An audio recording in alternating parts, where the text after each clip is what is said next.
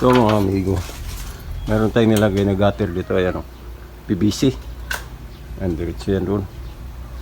Tapos yung pinaka-brace niya, yung pinaka-support niya, ayan. Nakasinturo niya sa taas, naka-screw dito. Ayan.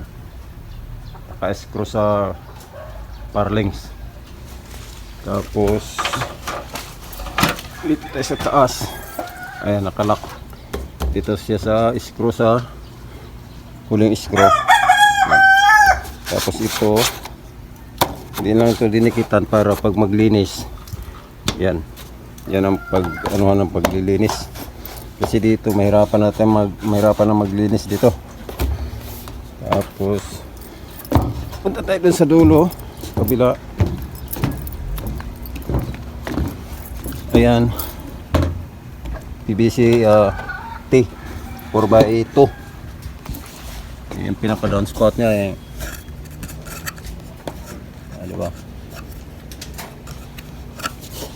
Ito didos na down spot. So yan, kinatingan sa dyan. Kasi ito lagyan ng cup. Diba? Tapos punta tayo dito sa kabila. Ayan, iba naman ito. Kasi ayan, diretso yan. Ito may cup. Ayan, kinatingan ito. Cupping. Ayan. Tapos diretso na doon. O, diba? Tapos tingnan natin yung down spot sa baba.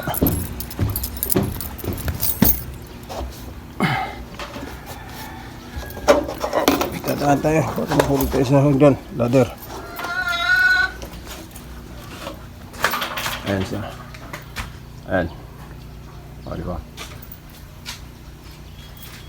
Tapos down spout na 2 inch. Ayan. Ito siya dyan. O, diba? O. Alright.